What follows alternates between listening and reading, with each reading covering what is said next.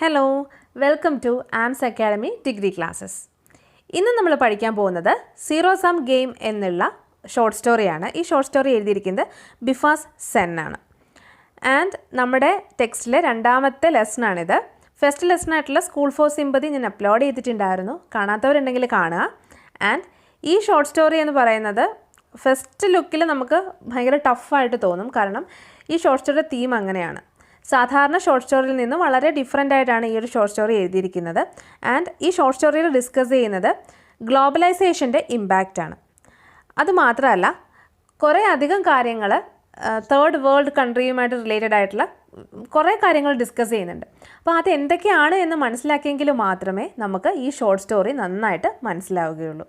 Background മനസ്സിലാവാതെ ഒരിക്കലും ഈ ഷോർട്ട് സ്റ്റോറി വായിച്ചാലും നമുക്ക് മനസ്സിലാവില്ല.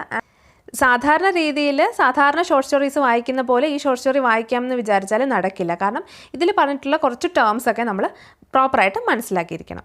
അതുകൊണ്ട് തന്നെ ഈ ഒരു വീഡിയോ ഞാൻ രണ്ടായിട്ടാണ്, ഈ ഒരു ലെസൺ ഞാൻ രണ്ടായിട്ടാണ് ചെയ്യുന്നത്. കാരണം ഒന്നാം ടേംസും പിന്നെ പകുതി ലെസണും നമ്മൾ ഡിസ്കസ് ചെയ്യുന്നു, രണ്ടാമത്തെ വീഡിയോയിൽ ബാക്കി ഡിസ്കസ് ചെയ്യുന്നു. അങ്ങനെയാണ് കേട്ടോ. നിങ്ങൾക്ക് മനസ്സിലാവാനുള്ള എളുപ്പത്തിന് വേണ്ടിയിട്ടാണ് അങ്ങനെ ചെയ്യുന്നത്. എപ്പോഴും നിങ്ങൾ ഈ സ്റ്റോറി ഡീറ്റെയിൽഡ് ആയിട്ട് തന്നെ പഠിക്കുവാൻ ശ്രദ്ധിക്കുക. കാരണം അവിടുന്ന് ഇവിടുന്നൊക്കെ ക്വസ്റ്റ്യൻസ് വരാൻ ചാൻസ് ഉണ്ട്. ഒരു ഷോർട്ട് സമ്മറി വെച്ചിട്ട് നമുക്ക് ഇത് പഠിക്കാൻ പ്രയാസമാണ് കേട്ടോ. അതുകൊണ്ട് വളരെ ഡീറ്റെയിൽഡ് ആയിട്ട് തന്നെയാണ് ഡിസ്കസ് ചെയ്യുന്നത്. അപ്പോൾ നമുക്ക് നോക്കാം. ഗ്ലോബലൈസേഷനാണ് ഇതിൻ്റെ മെയിൻ തീം. അപ്പോൾ എന്താണ് ഗ്ലോബലൈസേഷൻ? ആഗോളവൽക്കരണം എന്ന് പറയും. എക്കണോമിക്സ് ഒക്കെ പഠിക്കുന്നവർക്ക് കുറച്ചും കൂടി നന്നായിട്ട് മനസ്സിലാവും എന്താണ് ആഗോളവൽക്കരണം എന്ന്. അല്ലാത്തവർക്കും അറിയാം, എങ്കിലും അവർക്ക് കുറച്ചുകൂടി ഡീറ്റെയിൽഡ് ആയിട്ട് അറിയാമായിരിക്കും. അതായത് സാമ്പത്തിക, സാമൂഹിക, സാങ്കേതിക, സാംസ്കാരിക അതല്ലെങ്കിൽ രാഷ്ട്രീയ മണ്ഡലങ്ങളിൽ ലോകത്തിലെ രാജ്യങ്ങൾ തമ്മിലുള്ള പരസ്പര ബന്ധമാണ് ആഗോളവൽക്കരണം എന്ന് പറയുന്നത്. അതായത് ഇപ്പം ക്യാഷിൻ്റെ കാര്യമായിക്കോട്ടെ, അല്ലെങ്കിൽ സാമ്പത്തികമായിട്ടുള്ള എക്കണോമിക്കലായിട്ടുള്ള കാര്യങ്ങളായിക്കോട്ടെ, അതല്ലെങ്കിൽ സോഷ്യലായിട്ടുള്ള കാര്യങ്ങളായിക്കോട്ടെ, ട്രേഡ് റിലേറ്റഡ് ആയിട്ടുള്ള കാര്യങ്ങളായിക്കോട്ടെ, അതിലൊക്കെ രാജ്യങ്ങൾ തമ്മിലുള്ള ബന്ധം. സിമ്പിളായിട്ട് പറഞ്ഞാൽ എല്ലാ കാര്യങ്ങളിലും പരസ്പര സഹായത്തോടെ മുന്നോട്ട് പോവുക. നമ്മൾ നമ്മുടെ അയൽക്കാരുമായിട്ട് നമ്മൾ എപ്പോഴും കാര്യങ്ങൾ ഷെയർ ചെയ്തും അതുപോലെ നമ്മൾ അവരുമായിട്ട് കുറേ സമയം ചിലവഴിച്ചും അവരോട് അഭിപ്രായങ്ങൾ ചോദിച്ചും ഒക്കെ കാര്യങ്ങൾ ചെയ്യാറില്ലേ? അതുപോലെ രണ്ട് രാജ്യങ്ങൾ തമ്മിൽ കാര്യങ്ങൾ അങ്ങോട്ടും ഇങ്ങോട്ടും ഷെയർ ചെയ്തും അല്ലെങ്കിൽ അഭിപ്രായങ്ങൾ ചോദിച്ചും കടം വാങ്ങിച്ചും അങ്ങനെയൊക്കെ ഹെൽപ്പ് ചെയ്തും ഒക്കെ മുന്നോട്ട് പോവില്ലേ? ആ ഒരു കാര്യം തന്നെയാണ് ഗ്ലോബലൈസേഷൻ എന്നതുകൊണ്ട് ഉദ്ദേശിക്കുന്നത്. ഗ്ലോബലൈസേഷൻ എന്ന ബേസിക്കായിട്ട് പറയുമ്പോൾ നമ്മുടെ രാജ്യം തന്നെ ഒരു ഗ്ലോബൽ മാർക്കറ്റായിട്ട് മാറുന്നു. നമ്മൾക്ക് വേറൊരു രാജ്യത്തിലെ പ്രോഡക്റ്റ് വേണമെന്നുണ്ടെങ്കിൽ ഈസിലി നമ്മുടെ രാജ്യത്ത് അവൈലബിൾ ആവുന്നു. കാരണം അവരുടെ പ്രോഡക്റ്റ്സ് നമ്മുടെ രാജ്യത്തിൽ കൊണ്ടുവന്ന് കച്ചവടം ചെയ്യുന്നു, നമ്മൾ നമ്മുടെ പ്രോഡക്റ്റ്സ് അവരുടെ രാജ്യത്തിൽ കൊണ്ടുവരുന്നു. അങ്ങനെ നമ്മുടെ രാജ്യം തന്നെ ഒരു ഗ്ലോബൽ മാർക്കറ്റായിട്ട് മാറുകയാണ്. ഇതുകൊണ്ട് നമുക്ക് സാമ്പത്തികമായിട്ട് ഗുണമുണ്ടോ എന്ന് ചോദിച്ചാൽ ഉണ്ട്. എന്നാൽ അതുപോലെ തന്നെ സാമ്പത്തികമായിട്ട് ദോഷകരമായിട്ടും ഇത് ബാധിക്കുന്നുണ്ട്. ഫോർ എക്സാമ്പിൾ, ഇൻ്റർനാഷണൽ പ്രോഡക്ട്സ് ഏറ്റവും കൂടുതൽ നമ്മുടെ രാജ്യത്തേക്ക് വരുമ്പോൾ നമ്മുടെ രാജ്യത്തിൻ്റെ പ്രോഡക്ട്സിന് ഡിമാൻഡ് ഇല്ലാതെയായിട്ട് മാറും. നമ്മൾ തന്നെ ഒരു കാര്യം വാങ്ങിക്കുമ്പോൾ നമ്മൾ ഏത് രാജ്യത്തെയാണെന്ന് നോക്കിയിട്ടാണ് മിക്കപ്പോഴും വാങ്ങുക, അല്ലേ? അപ്പോൾ ഇൻ്റർനാഷണൽ ബ്രാൻഡാണ് എന്ന് പറയുമ്പോൾ അത് വാങ്ങാനുള്ളൊരു ടെൻഡൻസി നമുക്ക് ഉണ്ടാകുന്നുണ്ട്. പക്ഷേ അതുമൂലം നമ്മുടെ രാജ്യത്തെ പ്രോഡക്ട്സ്, നമ്മുടെ രാജ്യത്തെ സാധാരണക്കാരായിട്ടുള്ള ജനങ്ങൾ ഉൽപ്പാദിപ്പിക്കുന്ന കാര്യങ്ങൾ നമ്മൾക്ക് അതിനോടുള്ളൊരു ഭ്രമം നമുക്ക് കുറഞ്ഞു പോകുന്നു, അല്ലെങ്കിൽ അതിൻ്റെ വിൽപ്പന കുറയുന്നു. അതുവഴി സാമ്പത്തികമായിട്ട് നഷ്ടവും ഉണ്ടാവുന്നുണ്ട്. അപ്പം ഇതൊക്കെയാണ് ബേസിക് ആയിട്ടുള്ള കാര്യങ്ങൾ ഗ്ലോബലൈസേഷനെ പറ്റി മനസ്സിലാക്കേണ്ടത്. Through this short story, Bifas Sen tells us about how developments in international politics and economics change our daily life. എങ്ങനെയാണ് ഇൻ്റർനാഷണൽ പൊളിറ്റിക്സിലും എക്കണോമിക്സിലുമുള്ള കാര്യങ്ങൾ, അല്ലെങ്കിൽ ഇൻ്റർനാഷണൽ പൊളിറ്റിക്സും എക്കണോമിക്സും നമ്മുടെ ഡെയിലി ലൈഫിനെ ചേഞ്ച് ചെയ്യുന്നത്, അതുകൂടി ബിഫാസ് സെൻ ഇതിലൂടെ പറയുന്നുണ്ട്. ഇതെന്ന് പറയുന്നത് എഴുതുവാനുള്ള, ഈ ഒരു ഷോർട്ട് സ്റ്റോറി എഴുതുവാനുള്ള കാര്യം ഒരു ന്യൂസ് പേപ്പർ റിപ്പോർട്ടാണ്. അദ്ദേഹം വായിച്ച രസകരമായിട്ടുള്ളൊരു ന്യൂസ് പേപ്പർ റിപ്പോർട്ടിനെ അടിസ്ഥാനപ്പെടുത്തിയിട്ടാണ് അദ്ദേഹം ഈ ഒരു ഷോർട്ട് സ്റ്റോറി എഴുതുന്നത്. ഒരു ന്യൂസ് പേപ്പർ റിപ്പോർട്ട് കണ്ടപ്പോൾ അദ്ദേഹത്തിന് അത് വളരെ രസകരമായിട്ട് തോന്നി. അപ്പോൾ ആ ഒരു ബാക്ക്ഗ്രൗണ്ടിൽ എഴുതുന്ന സ്റ്റോറിയാണിത്. അത് ഇമ്പോർട്ടൻ്റ് ആണ്, അതാണ് വീണ്ടും എടുത്തു പറയുന്നത്. ഓക്കെ. ആൻഡ് ആ ന്യൂസ് പേപ്പർ റിപ്പോർട്ടിൻ്റെ മെയിൻ തീം എന്തായിരുന്നു എന്ന് ചോദിച്ചാൽ GATT, GATT, അതായത് general agreement on tariff and trade എന്നുള്ള ഒരു പദ്ധതി ഉണ്ടായിരുന്നു. ഓക്കെ, GATT എന്നുള്ളൊരു പദ്ധതി. അതുമായിട്ട് റിലേറ്റഡ് ആയിട്ടുള്ളൊരു ന്യൂസ് പേപ്പർ റിപ്പോർട്ടായിരുന്നു പബ്ലിഷ് ചെയ്ത് അദ്ദേഹം കണ്ടത്. ആ ന്യൂസ് പേപ്പർ റിപ്പോർട്ടിനെ അടിസ്ഥാനപ്പെടുത്തിയിട്ടാണ് ഈ ഒരു ഷോർട്ട് സ്റ്റോറി എഴുതുന്നത്. എങ്ങനെയാണ് GATT കോമൺ പീപ്പിളിൻ്റെ ജീവിതത്തിൽ ഒരു എന്താണ് ഒരു വ്യത്യാസം ചെലുത്തുന്നത്, അല്ലെങ്കിൽ എങ്ങനെയാണ് GATT കോമൺ പീപ്പിളിൻ്റെ ജീവിതത്തെ സ്വാധീനിക്കുന്നത്, അതാണ് ഇതിലൂടെ പറയുന്നത്. അതായത് രാജ്യത്ത് നൽകി വന്നിരുന്ന താരിഫും കോട്ടയും സബ്സിഡി അങ്ങനെയുള്ള കുറേ ഓഫേഴ്സൊക്കെ കുറച്ചുകൊണ്ട് രണ്ടാം ലോക മഹായുദ്ധത്തിന് ശേഷം വന്നിട്ടുള്ള സാമ്പത്തിക പ്രതിസന്ധി കുറയ്ക്കുക എന്നുള്ള ഉദ്ദേശമായിരുന്നു GATTൻ്റേത്. അതുവഴി ഹൈ ഈൽഡിങ് ക്രോപ്സ്, അതായത് നല്ല രീതിയിൽ വിളവ് കിട്ടുന്ന സീഡ്സ് ഇല്ലേ, അതിൻ്റെയൊക്കെ വില വളരെയധികം കൂടുന്നു. അങ്ങനെ സാധാരണക്കാർക്ക് അങ്ങനെയുള്ള ക്രോപ്സ് വാങ്ങിച്ച് കൃഷി ചെയ്യാൻ പറ്റാത്തൊരവസ്ഥയിലേക്ക് എത്തുന്നു. അതുവഴി ഓരോരുത്തരുടെ ജീവിതവും അതായത് ഇന്ത്യ പോലെയുള്ള രാജ്യങ്ങളിലെ സാധാരണക്കാരുടെ ജീവിതം വളരെയധികം പ്രതിസന്ധിയിലാവുന്നു. അതാണ് GATT എഗ്രിമെൻ്റ് എന്ന് പറയുന്നത്. ഇന്ത്യ പോലെയുള്ള സാധാരണ രാജ്യങ്ങൾക്ക് ഇത് അക്സെപ്റ്റ് ചെയ്തേ മതിയാവുകയുണ്ടായിരുന്നുള്ളൂ. അതുകൊണ്ട് ഈ ഒരു ട്രീറ്റി അവർ അക്സെപ്റ്റ് ചെയ്തു. 1943 ഈ ട്രീറ്റി സൈൻ ചെയ്യുന്നത്. ആൻഡ് 1995 ആയപ്പോഴത്തേക്കും ഇത് എടുത്തു കളഞ്ഞു. എങ്കിലും അത്രയും നാൾ ഇന്ത്യയിൽ ഈ ട്രീറ്റി നിലവിലുണ്ടായിരുന്നു. സാധാരണക്കാരായിട്ടുള്ള ഫാമേഴ്സ് ഒരുപാട് ഈ ട്രീറ്റി മൂലം അവർ ഒരുപാട് പ്രതിസന്ധിയിലായിരുന്നു എന്ന് പറയപ്പെടുന്നുണ്ട്. ഓക്കെ, സോ ബിഫാസൻ ഒരു അഡ്വർടൈസ്മെൻറ്റ് മേഖലയിൽ വർക്ക് ചെയ്യുന്നൊരു വ്യക്തിയായിരുന്നു. അതുകൊണ്ട് തന്നെ അദ്ദേഹത്തിന് ഈ കാര്യങ്ങളൊക്കെ തന്നെ വളരെ ക്ലിയർ ആയിട്ട് അറിയാൻ സാധിക്കുമായിരുന്നു. അതുകൊണ്ടാണ് ഒരു ന്യൂസ് പേപ്പർ റിപ്പോർട്ടിനെ ബേസ് ചെയ്ത് അദ്ദേഹം ഇങ്ങനെ ഒരു ഷോർട്ട് സ്റ്റോറി എഴുതുന്നത്. ഈ ഷോർട്ട് സ്റ്റോറിയുടെ പേര് സീറോ സം ഗെയിം എന്ന് വരാൻ കാരണം, സീറോ സം ഗെയിം എന്ന് പറയുന്നത് ഒരു ഗെയിം തിയറിയാണ്. അതായത് നമുക്ക് ഒരിക്കലും ഒരാളെ തോൽപ്പിക്കാതെ ഒരു ഗെയിമും വിജയിക്കുവാനായിട്ട് സാധിക്കില്ല. അതാണ് മെയിനായിട്ടുള്ള ഒരു ഐഡിയ എന്ന് പറയുന്നത്. അതായത് ഒരാളെ നശിപ്പിക്കാതെ നമുക്കൊന്നും നേടാനായിട്ട് സാധിക്കില്ല. എന്തെങ്കിലും ഒരു കാര്യം നമ്മൾ നേടുമ്പോൾ ഒരാൾക്ക് അവിടെ ഒരു നഷ്ടം സംഭവിക്കുകയാണ്. അത് തന്നെയാണ് സീറോ സം ഗെയിം എന്ന് പറയുന്നത്. നമ്മൾ പറയാറില്ലേ, ഒന്ന് ചീഞ്ഞ് മറ്റൊന്നിന് വളമാകാതെ ഒന്നും നടക്കില്ല എന്ന് പറയില്ല. അതായത് രണ്ട് പേര് ഒരു കാര്യത്തിൽ മത്സരിക്കുമ്പോൾ ഒരാൾ തോൽക്കും, ഒരാൾ ജയിക്കും. അതാണ് ആ ഗെയിം തിയറി. ഒരാൾക്ക് എന്തെങ്കിലും നഷ്ടമുണ്ടാക്കാതെ നമുക്കൊന്നും നേടാനായിട്ട് സാധിക്കില്ല. അതാണ് ഈ ഒരു സീറോ സം ഗെയിം എന്നുള്ളത് കൊണ്ട് ഉദ്ദേശിക്കുന്നത്. അതായത് GATT ട്രീറ്റി വരുന്ന സമയത്ത് മുന്നിൽ നിൽക്കുന്ന രാജ്യങ്ങൾക്ക്, അതായത് ഡെവലപ്പിംഗ് കൺട്രീസിനെ നശിപ്പിച്ചുകൊണ്ടാണ് മുന്നോട്ട് വന്നത്. ഓക്കെ, അതാണ് സീറോ സം ഗെയിം എന്നുള്ള ആ ഒരു ഐഡിയയിൽ ഉള്ളത്. നിങ്ങൾക്ക് മനസ്സിലായെന്ന് വിചാരിക്കുന്നു. ഇമ്പോർട്ടൻ്റ് ആയിട്ടുള്ള പോയിൻറ്റ്സ് ആണ് ഇത്രയും പറഞ്ഞത്. വെറുതെ ഒരു ഇൻട്രൊഡക്ഷൻ അല്ല. ഇൻട്രൊഡക്ഷൻ നിങ്ങൾ മനസ്സിലാക്കി വെച്ചേക്കുക. GATT എന്താണെന്ന് മനസ്സിലാക്കുക. സീറോ സം ഗെയിം എന്നുള്ളത് കൊണ്ട് ഉദ്ദേശിക്കുന്നത് എന്താണെന്ന് മനസ്സിലാക്കുക. അപ്പോൾ ഈ കാര്യങ്ങളൊക്കെ ഒന്ന് മനസ്സിലാക്കി വെച്ചേക്കുക കേട്ടോ. ഇനി നമുക്ക് ഷോർട്ട് സ്റ്റോറിയിലേക്ക് കടക്കാം. Zero Sum Game, Bifa's Sen. No one would have imagined the signing of the new GATT treaty by India would trigger off a worldwide upheaval. Okay, so ആരും ചിന്തിച്ചിരുന്നില്ല ഇന്ത്യ സൈൻ ചെയ്ത ഈ പുതിയ ട്രീറ്റി, GATT എന്നുള്ള treaty, അതായത് general agreement on tariff and trade എന്നുള്ള ഈ ഒരു agreement കൊണ്ട് ഇന്ത്യയിൽ ഇത്രയും വലിയൊരു പ്രക്ഷോഭം ഉണ്ടാകുമെന്ന്. അപ്ഹീവൽ മീൻസ് പ്രക്ഷോഭം, trigger off means move to act എന്നുള്ള മീനിങ് ആണ്. അതായത് ആൾക്കാർ ഇത്രയധികം പ്രതികരിക്കുമെന്ന് ആരും കരുതിയിരുന്നില്ല. The epicenter of this cataclysm was an obscure town called Kisanganj, tucked away in a dusty corner of UP. Or to be more precise, the dingy office of Kisanganj Samajar, a weekly tabloid owned and published by one Shuprasad Tiwari, BA LLB. So, epicenter means പ്രഭവകേന്ദ്രം. അപ്പോൾ കാറ്റക്ലിസം means ലഹള അല്ലെങ്കിൽ പ്രക്ഷോഭം എന്നൊക്കെയുള്ള meaning ആണ്. അപ്പോൾ ഈ ഒരു പ്രക്ഷോഭത്തിൻ്റെ അല്ലെങ്കിൽ ഈ ഒരു ലഹളയുടെ എപ്പിസെൻ്റർ, പ്രഭവ കേന്ദ്രം എന്ന് പറയുന്നത് ഒരു അധികം ആരും അറിയപ്പെടാത്ത ഒരു ടൗണായിരുന്നു. കിസാൻഗഞ്ച് എന്നായിരുന്നു ടൗണിൻ്റെ പേര്. ആ കിസാൻഗഞ്ചിലെ ഒരു ഡിഞ്ചി ഓഫീസ്, വിച്ച് മീൻസ് ഒരു ഗ്ലൂമി ഓഫീസിൽ ഒരു ടാബ്ലോയിഡ് എന്ന് പറയുന്നത് എന്താണ്, സായാഹ്നപത്രമാണ്. അതായത് സാധാരണ പത്രത്തിനേക്കാളും സൈസ് കുറഞ്ഞ പത്രം. ആ പത്രം BA LLB ഒക്കെയുള്ള ശിവപ്രസാദ് തിവാരി ആയിരുന്നു പബ്ലിഷ് ചെയ്തിരുന്നത്. അപ്പം ആ പത്രത്തിലൂടെയാണ് ഈ ഒരു വാർത്ത ആദ്യമായിട്ട് ആൾക്കാരിലേക്ക് എത്തുന്നത്. അപ്പോൾ ഈ ഒരു പ്രക്ഷോഭത്തിൻ്റെ പ്രഭവ കേന്ദ്രം എന്ന് പറയുന്നത്, അല്ലെങ്കിൽ ഈ ഒരു ഡിസ്കഷൻ്റെ പ്രഭവ കേന്ദ്രം എന്ന് പറയുന്നത് കിസാൻജംഗ് സമാചാർ എന്നുള്ള ഒരു പത്രത്തിൻ്റെ ഓഫീസായിരുന്നു. Mister Tiwari's extended family had been wheat farmers for 5 generations and he was painfully aware of what trade-related intellectual property rights, with the possible increase in the cost of high-yielding varieties of wheat seeds, would do to his dwindling family income. And mister തിവാരിയുടെ extended relatives, അതായത് mister തലമുറകളായിട്ട് family തലമുറകളായിട്ട് wheat farmers ആയിരുന്നു. അവർ ഗോതമ്പ് കൃഷി ചെയ്യുന്ന ആൾക്കാരായിരുന്നു. ഫോർ ഗീവ് ജനറേഷൻസ്, അതായത് ജനറേഷൻസ് ആയിട്ട് അവർ ഗോതമ്പ് കൃഷി ചെയ്യുന്ന ആൾക്കാരായിരുന്നു. ആൻഡ് അവർ വളരെ പെയിൻഫുള്ളായിട്ടാണ് ഈ ഒരു ട്രീറ്റി അക്സെപ്റ്റ് ചെയ്തത്. TRIPS means trade related intellectual property rights. ഈ നമ്മൾ നേരത്തെ പറഞ്ഞ ഗാറ്റ് ട്രീറ്റിയുമായിട്ട് റിലേറ്റഡ് ആയിട്ടുള്ളതാണ്. ട്രേഡ് ചെയ്യണമെങ്കിൽ ഉള്ള ഒരു ഉടമ്പടിയാണ് അതും. ഓക്കെ, അപ്പോൾ അതൊക്കെ അവർ വളരെ പെയിൻഫുള്ളായിട്ടാണ് അക്സെപ്റ്റ് ചെയ്തത്.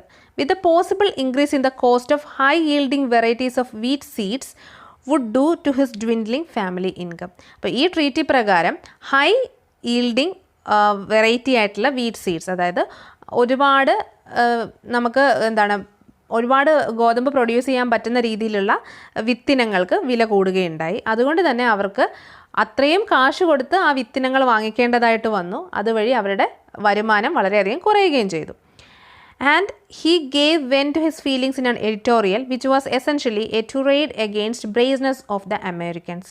And അദ്ദേഹത്തിൻ്റെ ഫീലിങ്സ്, അദ്ദേഹത്തിൻ്റെ ആ ഒരു വിഷമങ്ങളെല്ലാം തന്നെ അദ്ദേഹം ഓപ്പൺ അപ്പ് ചെയ്തു. അല്ലെങ്കിൽ വെൻറ്റ് മീൻസ് ഓപ്പൺഡ് എന്നാണ്. അദ്ദേഹം ആ വിഷമങ്ങളെല്ലാം തന്നെ ഒരു എഡിറ്റോറിയലിൽ എഴുതി. അദ്ദേഹത്തിൻ്റെ ടാബ്ലോയിഡ് ആയിട്ടുള്ള അദ്ദേഹത്തിൻ്റെ ന്യൂസ് പേപ്പറിൽ അദ്ദേഹം ഒരു എഡിറ്റോറിയലായിട്ട് ആ വിഷമങ്ങളൊക്കെ എഴുതി. Which was essentially tirade means angry speech of ക്രിറ്റിസിസമാണ്. വിമർശിച്ചുകൊണ്ടാണ് എഴുതിയത്. അമേരിക്കൻസിൻ്റെ ബ്രേസ്നെസ് മീൻസ് ഷെയിംലെസ് ബോൾഡ്നെസ് എന്നാണ് മീനിങ്. അതായത് നാണമില്ലാത്ത ധൈര്യത്തെ പറ്റിയിട്ട്, അത് മറ്റൊരാളെ നശിപ്പിച്ചുകൊണ്ട് നേടുവാനുള്ള ആ ഒരു ടെൻഡൻസിയെ പറ്റിയിട്ട് അദ്ദേഹത്തിൻ്റെ എഡിറ്റോറിയലിലൂടെ എഴുതുകയുണ്ടായി. This might have gone unnoticed but for the fact that the local stringer of a national newspaper, finding the piece outrageously funny, promptly sent it to his headquarters. പക്ഷേ സാധാരണ ഒരു ഡസ്റ്റി കോർണറിലുള്ള ഒരു സ്ഥലത്തെ എഡിറ്റോറിയലിൽ സായാഹ്നപത്രത്തിൽ വന്ന ഈ ഒരു ന്യൂസ് അധികം ആരും ശ്രദ്ധിക്കപ്പെടില്ലായിരുന്നു. പക്ഷേ ആ സമയത്തെ ആ കാലത്തെ ഒരു സ്ട്രിഞ്ചർ മീൻസ് സ്ട്രിഞ്ചർ എന്ന് പറഞ്ഞാൽ ഒരു ജേർണലിസ്റ്റ് എന്നാണ് മീനിങ്. അപ്പോൾ ആ ഒരു നാഷണൽ ന്യൂസ് പേപ്പറിൻ്റെ ജേർണലിസ്റ്റ്, അതായത് ലോകമെമ്പാടും അറിയപ്പെടുന്ന അല്ലെങ്കിൽ ഇന്ത്യ മുഴുവൻ അറിയപ്പെടുന്ന ഒരു പത്രത്തിലെ ജേർണലിസ്റ്റ് ഈ വാർത്ത കാണുകയുണ്ടായി. അദ്ദേഹത്തിന് ഈ ഒരു വാർത്ത കണ്ടപ്പോൾ അത് ഭയങ്കര ഫണ്ണി ആയിട്ട് തോന്നി. ഔട്ട്റേജസ്ലി ഫണ്ണി വിച്ച് മീൻസ് അതിര് കടന്നൊരു തമാശയായിട്ട് അദ്ദേഹത്തിന് തോന്നി. അതായത് ആരും അങ്ങനെ ക്രിട്ടിസൈസ് ചെയ്യാനായിട്ട് ധൈര്യപ്പെടാത്തൊരു കാര്യം ക്രിട്ടിസൈസ് ചെയ്തല്ലോ എന്ന ആ ഒരു തമാശയായിട്ട് അദ്ദേഹത്തിന് തോന്നി. അദ്ദേഹം എന്ത് ചെയ്തു, ആ ഒരു ന്യൂസ് പേപ്പർ അല്ലെങ്കിൽ ആ ഒരു എഡിറ്റോറിയൽ അദ്ദേഹത്തിൻ്റെ ഹെഡ്ക്വാർട്ടേഴ്സിലേക്ക് അയച്ചു കൊടുത്തു. When mister Tiwari a bit of journalistic salvo landed in the editorial department of Hind Times in Delhi, it was found both amusing and topical, and so instead of being tucked away in one of the inner pages, it appeared unexpurgated, translated into English as a box item on the front page of the next day's issue of Hind Times.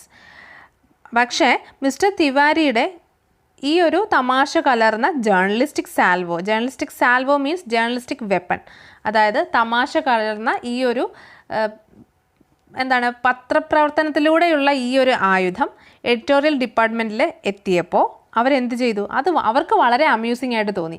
അത് വളരെ important ആയിട്ടുള്ള കാര്യമാണെന്ന് അവർക്ക് തോന്നി. അതുകൊണ്ട് തന്നെ അവർ ഏതെങ്കിലും ഒരു ഉൾപേജിൽ അത് ഇൻക്ലൂഡ് ചെയ്യുന്നതിന് പകരം ഹിന്ദ് ടൈംസിൻ്റെ ഫസ്റ്റ് പേജിൽ തന്നെ അല്ലെങ്കിൽ ഫ്രണ്ട് പേജിൽ തന്നെ അത് അവർ അൺപർഗേറ്റഡ് മീൻസ് അൺസെൻസേർഡ്, ഒരു തരത്തിലുള്ള സെൻസറിങ്ങും കൂടാതെ അല്ലെങ്കിൽ ഒരു തരത്തിലുള്ള എഡിറ്റിങ്ങും കൂടാതെ എങ്ങനെയാണോ ശിവ് പ്രസാദ് തിവാരി ആ ഒരു മീൻസ് ആ ജേർണലിസ്റ്റിക് പീസ് എഴുതിയത്, എങ്ങനെയാണോ ആ എഡിറ്റോറിയൽ എഴുതിയത്, അതുപോലെ തന്നെ അവരും പബ്ലിഷ് ചെയ്തു. And since there was a positive hard news at the time, most of the national newspapers followed suit. അതുകൊണ്ട് തന്നെ ആ സമയത്ത് അത്രയും വലിയ ചൂടുള്ള വാർത്തകളൊന്നും ഇല്ലായിരുന്നു. പോസിറ്റീവ് ഹാർഡ് ന്യൂസ് മീൻസ് അത്ര ഭയങ്കര സെൻസേഷണൽ ആയിട്ടുള്ള വാർത്തകളൊന്നും ആ സമയത്ത് ഉണ്ടായിരുന്നില്ല. അതുകൊണ്ട് തന്നെ മറ്റെല്ലാ ന്യൂസ് പേപ്പേഴ്സും ഈ ഒരു എഡിറ്റോറിയൽ എടുത്ത് അവരുടെ ന്യൂസ് പേപ്പറിലും പോസ്റ്റ് ചെയ്യാനായിട്ട് തുടങ്ങി. കാരണം ഒരു ന്യൂസ് പേപ്പർ പോസ്റ്റ് ചെയ്തപ്പോഴത്തേക്കും അത് എല്ലാവരും ശ്രദ്ധിക്കാൻ തുടങ്ങി. അങ്ങനെ അതിൻ്റെ ചുവട് പിടിച്ച് ബാക്കി ന്യൂസ് പേപ്പേഴ്സും ഒക്കെ തന്നെ ഈ ഒരു ആർട്ടിക്കിൾ പോസ്റ്റ് ചെയ്തു.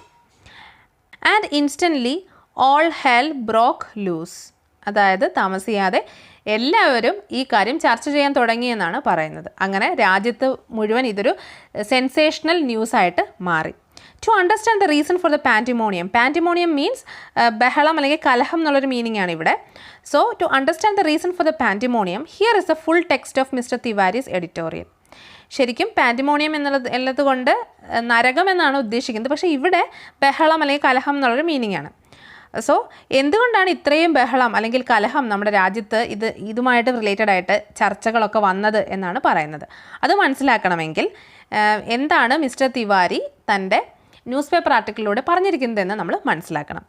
The ugly face of American trade policy. ആ ന്യൂസ് പേപ്പറിൻ്റെ ടൈറ്റിൽ എന്തായിരുന്നു? ന്യൂസ് പേപ്പർ റിപ്പോർട്ടിൻ്റെ title ugly face of American trade policy. American trade പോളിസിയുടെ വൃത്തികെട്ട മുഖം എന്നായിരുന്നു ആ ഒരു ടൈറ്റിലിൻ്റെ അല്ലെങ്കിൽ ആ ഒരു ന്യൂസ് പേപ്പർ റിപ്പോർട്ടിൻ്റെ title.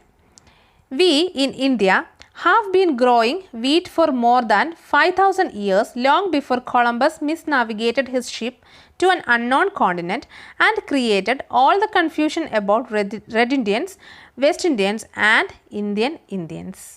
So we in India, നമ്മൾ ഇന്ത്യക്കാർ അല്ലെങ്കിൽ ഇന്ത്യയിൽ വീറ്റ് കൾട്ടിവേറ്റ് ചെയ്യാൻ തുടങ്ങിയിട്ട് ഗോതമ്പ് കൾട്ടിവേറ്റ് ചെയ്യാൻ തുടങ്ങിയിട്ട് 5000 വർഷത്തിൽ കൂടുതലായി. കൊളംബസ് വഴിതെറ്റി അറിയപ്പെടാത്തൊരു ഭൂഖണ്ഡത്തിൽ അറിയപ്പെടാത്തൊരു കോണ്ടിനെൻറ്റിൽ വന്നു. അവിടുത്തെ ആൾക്കാരെ കണ്ട് അവർ ഇന്ത്യൻസ് ആണ് എന്ന് പറഞ്ഞ് പേരിട്ടിട്ട് പോകുന്നതിനൊക്കെ മുൻപ് നമ്മൾ നെൽകൃഷി തുടങ്ങിയതാണെന്നാണ് തിവാരി പറയുന്നത്. In short, long before America was invented by carelessly compiled history. അതായത് ഒരുപാട് നാൾ മുൻപ് അമേരിക്ക ശരിക്കും ഹിസ്റ്ററി തെറ്റായിട്ട് രേഖപ്പെടുത്തിയപ്പോൾ, കൊളംബസിൻ്റെ കഥ അറിയാമല്ലോ. കൊളംബസ് ഒരു രാജ്യത്ത് വന്നു, അത് അമേരിക്കയായിരുന്നു. അമേരിക്കയിൽ വന്നിട്ട് അവരെന്ത് ചെയ്തു? അമേരിക്കനെ കണ്ടപ്പോൾ കൊളംബസ് എന്ത് വിചാരിച്ചു? അവർ ഇന്ത്യൻസ് ആണെന്ന് വിചാരിച്ചു. അവരെ ഇന്ത്യൻസ് എന്ന് പേരിട്ടിട്ട് അദ്ദേഹം തിരിച്ചുപോയി. അത് ഹിസ്റ്ററിയെ തെറ്റായിട്ട് രേഖപ്പെടുത്തുക എന്നാണ് ഇദ്ദേഹം പറയുന്നത്. സോ ഹിസ്റ്ററിയെ അമേരിക്കൻസ് തെറ്റായി രേഖപ്പെടുത്തുന്നതിനൊക്കെ മുൻപ് ഞങ്ങളിവിടെ ഗോതമ്പ് കൃഷി തുടങ്ങിയവരാണ്. And now we understand that soon we will have to pay more for HYV. HYV means high yielding variety seeds because American have done genetic engineering on them to increase the grain yield. The seed therefore is now the intellectual property of America. പക്ഷേ ഇപ്പോൾ മനസ്സിലാക്കേണ്ട ഒരു കാര്യം എന്താണെന്ന് വെച്ചാൽ ഞങ്ങൾ high yielding വെറൈറ്റിക്ക് വേണ്ടി, അതായത് അമേരിക്കൻസ് ജനറിക് എഞ്ചിനീയറിങ്ങിലൂടെ വികസിപ്പിച്ചെടുത്ത ഹൈ ഈൽഡ് വെറൈറ്റി, അതായത് ഒരുപാട് ഫലം തരുന്ന തരത്തിലുള്ള ഗോതമ്പ് ചെടികൾ വാങ്ങണമെങ്കിൽ, സീഡ് വാങ്ങണമെങ്കിൽ ഞങ്ങൾ എന്ത് ചെയ്യണം? ശരിക്കും നിറയെ ക്യാഷ് കൊടുത്തത് വാങ്ങേണ്ട അവസ്ഥയായിട്ട് മാറിയിരിക്കുന്നു. To increase the grain yield seed therefore is now the intellectual property of America. അപ്പോൾ ഇൻ്റലക്ച്വൽ പ്രോപ്പർട്ടി മീൻസ് അമേരിക്ക ബുദ്ധിപരമായിട്ട് വികസിപ്പിച്ചെടുത്തു എന്ന് പറയപ്പെടുന്ന ഈ സാധനം ഞങ്ങൾ വർഷങ്ങൾക്ക് മുൻപേ ഇവിടെ കൾട്ടിവേറ്റ് ചെയ്യാൻ തുടങ്ങിയതാണ്. പക്ഷേ ഇപ്പോൾ അവർ ഹൈ ഈൽഡിങ് വെറൈറ്റി ഡെവലപ്പ് ചെയ്തെടുത്തിരിക്കുന്നു. We find this argument as convincing as that of a cosmetic surgeon doing a nose job on somebody and claiming the patent as his intellectual property. അപ്പം ഇത് കേട്ടിട്ട്, അതായത് ഞങ്ങൾ വർഷങ്ങൾക്ക് മുൻപേ ഇവിടെ കൾട്ടിവേറ്റ് ചെയ്ത് തുടങ്ങിയ ഗോതമ്പ് ഇപ്പോഴാണ് അവർക്ക് മനസ്സിലായി തുടങ്ങിയത്. അവരതെടുത്ത് എന്തൊക്കെയോ സാങ്കേതിക വിദ്യ ഉപയോഗിച്ച് അതിനെ ഒന്ന് ഡെവലപ്പ് ചെയ്തെടുത്തിട്ട് ഞങ്ങളുടെ കയ്യിൽ നിന്ന് വലിയ കാശ് വാങ്ങുന്നു. ഇത് എന്തുപോലെയാണെന്നാണ് അദ്ദേഹം പറയുന്നത്. ഒരു കോസ്മെറ്റിക് സർജൻ, അതായത് കോസ്മെറ്റോളജിയിൽ സർജറിയൊക്കെ നടത്തുന്ന ഒരു വ്യക്തി, അദ്ദേഹം ഒരാളുടെ മൂക്കിൽ സർജറി നടത്തി മൂക്കിനെ കുറച്ചൊന്ന് ഭംഗിയാക്കിയിട്ട് അതിൽ അദ്ദേഹത്തിന് പേറ്റൻറ്റ് വേണം, ഇത് അദ്ദേഹത്തിൻ്റെ അവകാശമാണ്, ഇത് എൻ്റെ മൂക്കാണ് എന്നുള്ള രീതിയിൽ പറയുന്നത് പോലെയാണ് ഇതെന്ന് ആണ് ഇദ്ദേഹം തമാശ രൂപേണ പറയുന്നത്. We cannot help feeling that American obsession with property have led to the coining of the term intellectual property. Perhaps they would have been on safer ground if they had stuck to old-fashioned words like invention, patent and royalty. So invention, patent, royalty തുടങ്ങിയ പഴയ വാക്കുകൾക്ക് പകരം intellectual property എന്ന വാക്ക് അവരുപയോഗിക്കുന്നത് എന്തിനു വേണ്ടിയിട്ടാണെന്നാണ് പറയുന്നത്. അവർക്ക് ഇങ്ങനെയുള്ള പ്രോപ്പർട്ടീസിനോടുള്ള അമിതമായ ആവേശം കൊണ്ടാണ്, അതായത് മറ്റുള്ളവരുടെ എല്ലാ കാര്യങ്ങളും സ്വന്തമാക്കാനുള്ള അമിതമായ ആഗ്രഹം കൊണ്ടാണ് അവർ ഇങ്ങനെ ഇൻ്റലക്ച്വൽ പ്രോപ്പർട്ടി, ഭൗതികപരമായിട്ടുള്ള സ്വത്തവകാശമാണ്, അത് ഞങ്ങളുടെ ബുദ്ധി ഉപയോഗിച്ചിട്ടാണ് ഞങ്ങളിതെല്ലാം ക്രിയേറ്റ് ചെയ്തെടുത്തത് എന്ന് വാദിക്കുന്നത് എല്ലാവരുടെയും സ്വത്ത് പിടിച്ചെടുക്കാനുള്ള അമേരിക്കൻസിൻ്റെ ആഗ്രഹം കൊണ്ടാണെന്ന് ഇദ്ദേഹം ക്രിട്ടിസൈസ് ചെയ്യുന്നു. Let us give our American friends an example of what intellectual property is. അപ്പം ഞങ്ങൾ അമേരിക്കൻ ഫ്രണ്ട്സിനോട് ഒരു കാര്യം പറയാം. എന്താണ് നിങ്ങൾ പറയുന്ന ഈ ഭൗതികപരമായ സ്വത്തവകാശം എന്നുള്ളത് ഞങ്ങൾ പറയാം. അല്ലെങ്കിൽ നിങ്ങളിങ്ങനെ ആവശ്യമില്ലാത്ത കാര്യങ്ങൾക്കൊക്കെ നിങ്ങളുടെ സ്വന്തമാണെന്ന് നിങ്ങൾ പറയുന്നു. അത് എന്താണെന്നുള്ളത് ഞങ്ങൾ ക്ലിയർ ആയിട്ട് പറഞ്ഞു തരാം. Let us give our American friends an example of what intellectual property is or should be. ഞങ്ങൾ നിങ്ങൾക്ക് ഒരു എക്സാമ്പിൾ പറഞ്ഞു തരാം. എന്താണ് ഇൻ്റലക്ച്വൽ പ്രോപ്പർട്ടി, അല്ലെങ്കിൽ എന്തായിരിക്കണം ഇൻ്റലക്ച്വൽ പ്രോപ്പർട്ടി എന്നുള്ളതിനെ പറ്റി കൃത്യമായിട്ട് ഒരു ഉദാഹരണം ഞങ്ങൾ പറഞ്ഞു തരാം എന്ന് അദ്ദേഹം പറയുന്നു. The greatest contribution to mathematics and by extension to all branches of science was the concept of zero. അതായത് കണക്കിൻ്റെ കാര്യത്തിലായാലും ഗണിതശാസ്ത്രത്തിൻ്റെ കാര്യത്തിലായാലും അതുപോലെ തന്നെ സയൻസിൻ്റെ കാര്യത്തിലായാലും ഉള്ള പുരോഗതിക്കെല്ലാം കാരണം എന്താണ്? സീറോ എന്നുള്ള ആ ഒരു കോൺസെപ്റ്റിൻ്റെ ഫോർമേഷനാണ്. സീറോ ശരിക്കും കണ്ടുപിടിച്ച ആരാണ്? ഇന്ത്യനാണ് അല്ലേ? ആര്യഭട്ടനാണ്, അല്ലെങ്കിൽ ആര്യഭട്ടയാണ് ശരിക്കും സീറോ എന്നുള്ളത് കണ്ടുപിടിച്ചത്. അദ്ദേഹം ഒരു ഇന്ത്യൻ ഇൻ്റലക്ച്വലാണ്, അല്ലെങ്കിൽ അദ്ദേഹം ഒരു ഇന്ത്യക്കാരനാണ്. അദ്ദേഹത്തിൻ്റെ ബുദ്ധി ഉപയോഗിച്ചിട്ടാണ് സീറോ എന്നുള്ള കോൺസെപ്റ്റ് കൊണ്ടുവന്നത്. ഇത് zero was first borrowed by Arabs. അദ്ദേഹം സീറോ കൊണ്ടുവന്നു. സീറോ ഇവിടെ പ്രചാരത്തിലായിരുന്ന സമയത്താണ് അറബ്സ് വരുന്നതും അവർ ഈ കോൺസെപ്റ്റ് ബോറോ ചെയ്യുന്നതും. അവരിൽ നിന്ന് ഫിനീഷ്യൻസ് ഈ ഒരു കോൺസെപ്റ്റ് ബോറോ ചെയ്യുന്നു. അവരിൽ നിന്നാണ് ഇത് വെസ്റ്റേൺ വേൾഡിൽ എത്തിച്ചേരുന്നത്.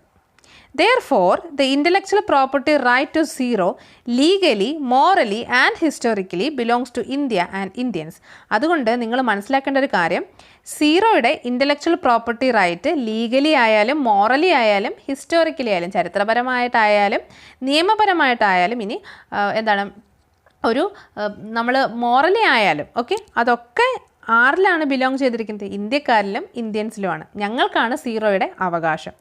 So far, we have never even thought of charging royalty for this right. പക്ഷേ ഇത്രയും നാളായിട്ടും ഇതിൻ്റെ പേരിൽ, അല്ലെങ്കിൽ ഈ ഒരു സീറോ ഞങ്ങളാണ് കണ്ടുപിടിച്ചത് എന്ന് പറഞ്ഞ് ഇതിനൊരു പേറ്റൻ്റ് റൈറ്റ് വാങ്ങിച്ചെടുക്കാനൊന്നും ഞങ്ങൾ തയ്യാറായിരുന്നില്ല. But in the changed circumstances, suppose we decided to charge a nominal fee for the use of zero. പക്ഷേ ഇപ്പോഴത്തെ ഈ മാറിയ സാഹചര്യത്തിൽ, അതായത് സകല കാര്യത്തിനും പേറ്റൻറ്റ് പറഞ്ഞ് കൂടുതൽ കാശ് നിങ്ങൾ ഈടാക്കുന്ന ഈ ഒരു സാഹചര്യത്തിൽ ഞങ്ങൾ ഇന്ത്യക്കാർ ഒരു ചെറിയ ഫീ, നോമിനൽ ഫീ മീൻസ് ഒരു മിതമായ ഒരു നിരക്കിൽ ഒരു ഫീ സീറോ ആരൊക്കെ യൂസ് ചെയ്യുന്നോ അവരിൽ നിന്ന് ഈടാക്കാൻ ശ്രമിച്ചു കഴിഞ്ഞാൽ, as the rate of 1% per 1000 zeros used per month by the people of America, we suspect that even the enormous wealth of America may not be enough to pay a single month's bill. അതായത് നിങ്ങൾ ഉപയോഗിക്കുന്ന സീറോയ്ക്ക് ഒരു മിതമായ നിരക്കിൽ ഒരു charge ഞങ്ങൾ ഏർപ്പെടുത്താൻ തീരുമാനിച്ചു കഴിഞ്ഞാൽ ഒരു മാസം നിങ്ങൾക്ക് ആ ചാർജ് അടയ്ക്കാനുള്ള കാശ് നിങ്ങളുടെ കയ്യിൽ ഉണ്ടാവില്ല എന്നാണ് പറയുന്നത്. അതായത് സീറോ കണ്ടുപിടിച്ച ഞങ്ങളാണ്. നിങ്ങൾ നിരന്തരം പല കാര്യങ്ങൾക്കും ഈ സീറോ തന്നെ ഈ കോൺസെപ്റ്റാണ് യൂസ് ചെയ്യുന്നത്. ഞങ്ങൾ ഒരു നോമിനൽ ഫീ ഇതിനെ ഏർപ്പെടുത്തുന്നു എന്ന് വിചാരിക്കുക. അങ്ങനെയാണെന്നുണ്ടെങ്കിൽ ഒരു മാസത്തേക്ക് നിങ്ങൾ ഉപയോഗിച്ച സീറോയുടെ എല്ലാം കാശ് നിങ്ങൾ അടയ്ക്കേണ്ടി വന്നാൽ ശരിക്കും നിങ്ങൾക്ക് ഒരു മാസത്തെ പോലും ബില്ല് അടയ്ക്കാനുള്ള കാശ് തികയില്ല. അത്രയൊക്കെ ഉള്ളൂ നിങ്ങളുടെ സാമ്പത്തികമായിട്ടുള്ള അടിത്തറ എന്നാണ് മിസ്റ്റർ തിവാരി പറയുന്നത്. Mr. Tiwari was letting off steam. The stranger was doing his job and the editors of the various newspapers published this piece as a bit of comic relief from the daily humdrum of news vending. So, ഇത്രയേ ഉള്ളൂ ആ ഒരു article. പക്ഷേ mister Tiwari ആ ഒരു തിരി കൊളുത്തി വിട്ടതേ ഉള്ളൂ. Was letting of the steam means അദ്ദേഹം എന്ത് ചെയ്തു എന്നാണ് പറയുന്നത്? ഇതിൻ്റെ ഒരു സ്റ്റാർട്ടിങ് അദ്ദേഹം കൊളുത്തി വെച്ചതേ ഉള്ളൂ. ബാക്കിയുള്ള സ്ട്രിഞ്ചോ മീൻസ് ആരാണ്? ജേർണലിസ്റ്റുകൾ അല്ലേ? ബാക്കിയുള്ള ജേർണലിസ്റ്റുകൾ എന്ത് ചെയ്യാൻ തുടങ്ങി? ഇതങ്ങോട്ട് പബ്ലിഷ് ചെയ്ത് ഫേമസ് ആക്കാനായിട്ട് തുടങ്ങി. കാരണം ഇതെല്ലാം ഇവരൊരു തമാശ കലർന്ന ഒരു ജേർണലിസത്തിൻ്റെ പാട്ട് എന്നുള്ള രീതിയിൽ അവരുടെ ഡെയിലി ഹംഡ്രം വിച്ച് മീൻസ് പുതിയ ന്യൂസ് തേടി നടക്കുന്നതിനിടയിൽ ഇങ്ങനെ ഒരു ന്യൂസ് കിട്ടിയപ്പോൾ അവർ അതിനെ അങ്ങ് എന്ത് ചെയ്തു? ന്യൂസ് പേപ്പറിൽ പബ്ലിഷ് ചെയ്തു. അങ്ങനെ അതങ്ങ് ഫേമസ് ആയി മാറുകയും ചെയ്തു. ഇനി നമ്മൾ പറയുന്നത് എങ്ങനെയാണ് ഇന്ത്യൻ പൊളിറ്റിക്സിൽ ഈ ഒരു ന്യൂസ് സ്വാധീനം ചെലുത്തിയത്, അല്ലെങ്കിൽ ഇന്ത്യൻ പൊളിറ്റിക്സിൽ എന്തായിരുന്നു ഇന്ത്യൻ പൊളിറ്റിക്കൽ എലൈറ്റ്സിൻ്റെ റെസ്പോൺസ് ഈ ഒരു ന്യൂസ് കേട്ടപ്പോൾ. അതാണ് നമ്മളിനി പറയുന്നത്. None of them had contended with the hysteria that erupts so often in Indian Parliament. Members of Lok Sabha rushed to the well of the House during zero hour, brandishing Tiwari's editorial before the stunned speaker and demanding that government accept Tiwari's suggestions and teach a lesson to the arrogant firangis. Okay, ഈ news publish ചെയ്യുന്ന സമയത്ത് ഇത് ഇത്രയും വലിയൊരു hysteria ആയിട്ട് മാറും, അല്ലെങ്കിൽ ആൾക്കാർക്ക് ഇത്രയും ചർച്ച ചെയ്യപ്പെടേണ്ട ഒരു വിഷയമായിട്ട് ഇത് മാറുമെന്ന് ആരും വിചാരിച്ചില്ല. എന്നാൽ ഈ ന്യൂസ് പബ്ലിഷായി വന്നപ്പോൾ ഇന്ത്യൻ പാർലമെൻറ്റിൽ ഇത് ചർച്ച ചെയ്യാനായിട്ട് തുടങ്ങി. ലോകസഭാ മെമ്പേഴ്സ് 0 അവറിൽ ഈ ഒരു ന്യൂസ് ചർച്ച ചെയ്തു. 0 അവർ എന്ന് പറയുന്നത് എന്താണ്? അർജൻറ്റ് പബ്ലിക് അറ്റൻഷൻ വേണ്ടുന്ന ന്യൂസൊക്കെ ചർച്ച ചെയ്യുന്ന ഒരു സമയമാണ് ശൂന്യവേള എന്ന് പറയുന്നത്. അപ്പോൾ ഈ ശൂന്യവേളയിൽ ശരിക്കും ഈ ഒരു ന്യൂസ് ലോകസഭയിൽ ചർച്ച ചെയ്യാനായിട്ട് തുടങ്ങി. സ്പീക്കറും ഗവൺമെൻറ്റും ഒക്കെ തിവാരിയുടെ സജഷൻ ആക്സെപ്റ്റ് ചെയ്തു. എന്നിട്ട് പലരും പറഞ്ഞ എന്താണ്? ഫിറങ്കീസ് മീൻസ് ഫോറിനേഴ്സ്. ഈ വിദേശ ശക്തികൾക്ക്, ഇത്രയും വൃത്തികെട്ട വിദേശ ശക്തികൾക്ക് നമ്മളൊരു തിരിച്ചടി കൊടുക്കണം എന്നൊക്കെ പറഞ്ഞത് ചർച്ച ചെയ്യാനായിട്ട് തുടങ്ങി. A substantial segment of the treasury bench already agitated about the arm twisting attitude of America also joined in. അതുപോലെ തന്നെ ട്രഷറി ബെഞ്ചിൽ കുറച്ച് ആൾക്കാർ അമേരിക്കൻസിൻ്റെ ആവശ്യമില്ലാതെ മറ്റുള്ള കാര്യങ്ങളിൽ ആം ട്വിസ്റ്റിംഗ് മീൻസ് എന്താണ്? Action of persuading someone into doing something that are unwilling to do. അതായത് ഇഷ്ടമല്ലാത്തൊരു കാര്യം ചെയ്യിപ്പിക്കുന്ന ഈ ഒരു പ്രവണത, അമേരിക്കക്കാരുടെ ഇഷ്ടമല്ലാത്ത കാര്യങ്ങൾ ചെയ്യിപ്പിക്കുന്ന ഈ ഒരു പ്രവണതയെ എന്ത് ചെയ്യണമെന്ന്, എതിർക്കണമെന്ന് പറഞ്ഞുകൊണ്ട് ട്രഷറി ബെഞ്ചും ഇവരോടൊപ്പം ജോയിൻ ചെയ്തു. Words like economic imperialism and super power hegemony were being freely bandied about.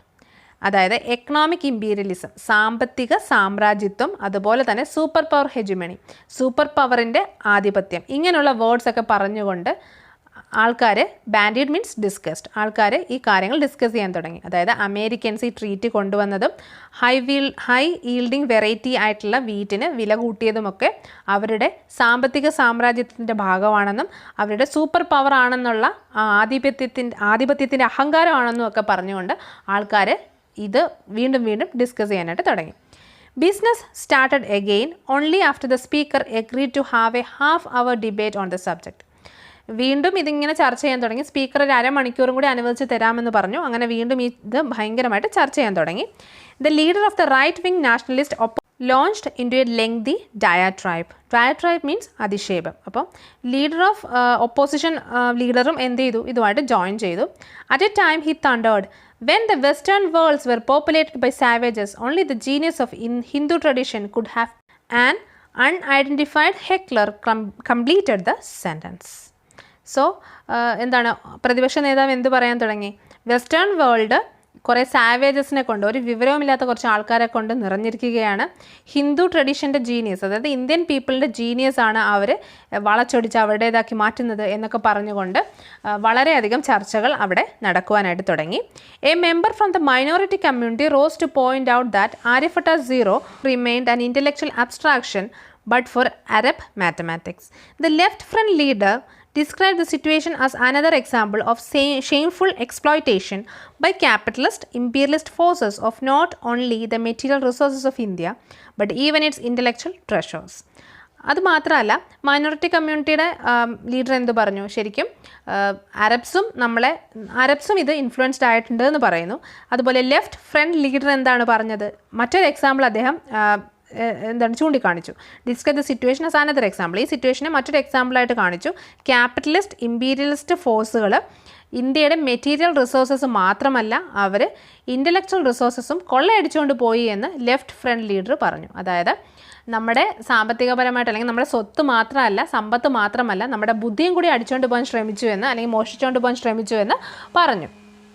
And it was only fitting that a member of proletariat, means Mr. Tiwari, should focus the attention of the nation on this gross injustice. Proletariat എന്ന് വെച്ച് കഴിഞ്ഞാൽ ആരാണ്? ശരിക്കും സാധാരണക്കാരൻ എന്നുള്ളൊരു meaning ആണ്. അപ്പോൾ തിവാരിയെ പോലൊരു കോമൺ മാൻ കൂടി ഇതിനായിട്ട് പ്രതികരിച്ചിരിക്കുന്നു എന്ന രീതിയിലൊക്കെ ചർച്ചകൾ വരാൻ തുടങ്ങി. At first the government try to dismiss the whole thing with witty one liners and inappropriate Urdu couplets, but this only added to the clamour. Few words that could be heard about the din were not just unparliamentary but scatological, leaving the speaker no option but to adjourn the house more than once. പക്ഷേ ആദ്യം government ഇതിനെ നിസ്സാരമായിട്ട് കളയാനായിട്ട്, തമാശ പറഞ്ഞുകൊണ്ട് അല്ലെങ്കിൽ നിസ്സാരമായിട്ട് കളയാനായിട്ട് ശ്രമിച്ചു. പക്ഷേ അത് എന്താണ് ഒരുപാട് ഒച്ചപ്പാടിന് ഇടയുണ്ടാക്കി. എ ലൗഡ് ആൻഡ് കൺഫ്യൂസ്ഡ് നോയ്സിനെയാണ് ക്ലാമർ എന്ന് പറയുന്നത്. അപ്പം ഇങ്ങനെ നിസ്സാരമായിട്ട് ഇത് തള്ളാൻ ശ്രമിച്ചത് ഒച്ചപ്പാടിന് ഇടയുണ്ടാക്കി. അതുപോലെ തന്നെ പല ആൾക്കാരും ഒരിക്കലും ഒരു പാർലമെൻറ്റിൽ പറയാൻ പറ്റാത്ത രീതിയിലുള്ള അൺപാർലമെൻ്ററി വേർഡ്സ് ഒക്കെ യൂസ് ചെയ്തു. അതുകൊണ്ട് തന്നെ house adjourn means break off, കുറച്ച് സമയത്തേക്ക് മാറ്റി വയ്ക്കാനും പിന്നീട് കൂടാനുമൊക്കെ ആയിട്ട് ഇടവന്നു. Okay, this however had very little effect because every time to recourse to walkouts. അപ്പോൾ ഓരോ പ്രാവശ്യവും വീണ്ടും ഈ പാർലമെൻറ്റ് കൂടുമ്പോൾ ആൾക്കാർ പ്രതിഷേധിച്ച് ഇറങ്ങിപ്പോവാനായിട്ട് തുടങ്ങി. കാരണം പലരുടെയും ചർച്ചകൾ വരുമ്പോൾ അതിന് കൃത്യമായിട്ടൊരു തീരുമാനം എടുക്കുന്നില്ല എന്ന് പറഞ്ഞ് പലരും ഇറങ്ങിപ്പോവാനായിട്ട് ശ്രമിച്ചു.